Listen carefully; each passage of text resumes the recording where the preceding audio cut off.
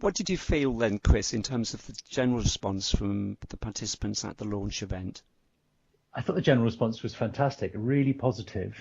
Yeah. It was great to have an opportunity to engage with all the partners, and to get from them the sense of the fact that the training really does feel like that it's very much what is needed, and that it's going to be well received, and that we're likely to have very good take up. Yeah.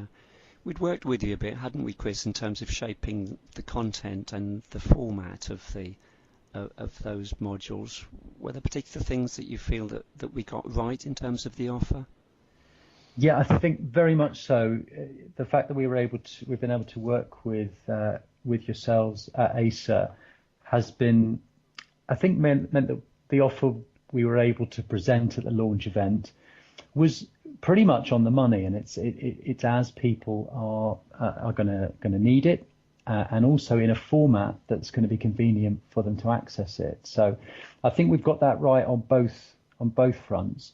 What was really useful there was to actually get that direct feedback from the partners, so that we could then start to take the planning into the fine detail to make sure that we've considered all of the details of the intricacies of each different partner and how they might access the training in different ways. Yeah, and one of the partners there mentioned an issue because they were an ACL provider. They were concerned about their use of Skype, Chris, weren't they? Yeah, that was really interesting that came up, and we wondered if some providers operating in the public sector might have that issue. So it was good to have that confirmed. Obviously, Skype is an application-based technology, and therefore it requires a download, and that's the issue in terms of downloading onto county council machines. So really useful for us to be able to plan for that, and to ensure that as we're looking at developing people's awareness of different technologies for delivery of live online, we think about not only application-based technologies but also browser-based technologies, so that we remove that barrier. Great. What do you think was the most surprising element of the afternoon for you, Chris? Well, I guess two things really. So probably the biggest, most positive surprise was just that, as I mentioned earlier, just the real positive reaction and response from all the partners. So a surprise, I'm not sure, but it was a very positive feeling to walk away thinking, okay, great, we've got that right. And then some other details came up for us to think about. For example, one partner mentioned that we should be thinking about, or could we be thinking about in the offer, thinking about e-safety and safeguarding issues. Yeah. And so that's really useful for us to think about how in the course we could signpost some of the existing and great resources that are already available for safeguarding, particularly around live online. Yeah, because I mean, e-safety, that's a complete course on its own, isn't it, Chris? So I think we were either thinking of signposting what materials are available through JISC, or whether that may be an issue that might be explored in the tutorial sessions that individuals would have a chance to enjoy.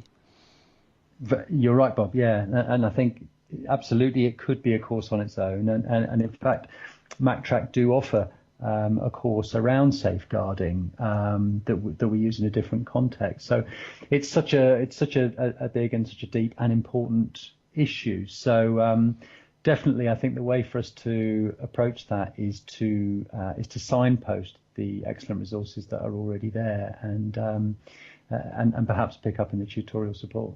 Great.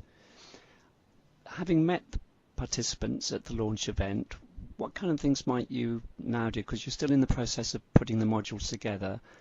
Are there particular things you'll be addressing now that you've met the participants and had a chance to kind of talk with them about their needs?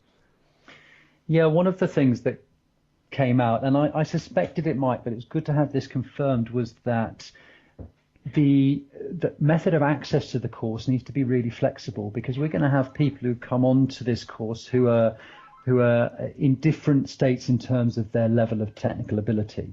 Yeah. So we don't want to make the course inaccessible to people who are earlier on in that technical journey. Yeah. At the same time, for those who have already been working with live online technologies and have already developed quite a lot of that digital literacy around live online support and teaching, we need to provide them an access route where they can dip in at the appropriate point for them. That's absolutely right, Chris. Yeah, that was really interesting that some people felt they might be able to access the course at modules 3 and 4, and as it's such a specialised and customised course, in the months to come, you'll be developing it in response to people's progress on the course. So at the moment, it isn't possible to give them access to those later modules, which will be developed in response to people's comments and feedback in those early weeks and months, really. So it was good that people felt that might be something we could build in once we've, at a certain stage, Chris. I think that was our thinking, wasn't it? Absolutely, and you're right. I think it will develop as cohorts go through the course, and it will improve, and it'll change to an extent as modules go through and provide their feedback.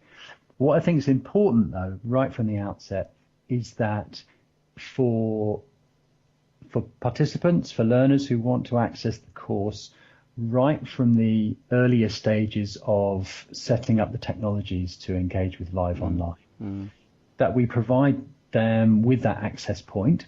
Yeah. But for those participants that have already more experienced and proficient, that we firstly very quickly start to think about, well, how might you combine technologies to give a different usage, a different opportunity from different technologies. Yeah. One that we were just discussing today around the possibility of connecting live online and recording, either video or audio. So even for those participants who are much more experienced at using live online technologies, being able to combine them and find others that can talk to each other with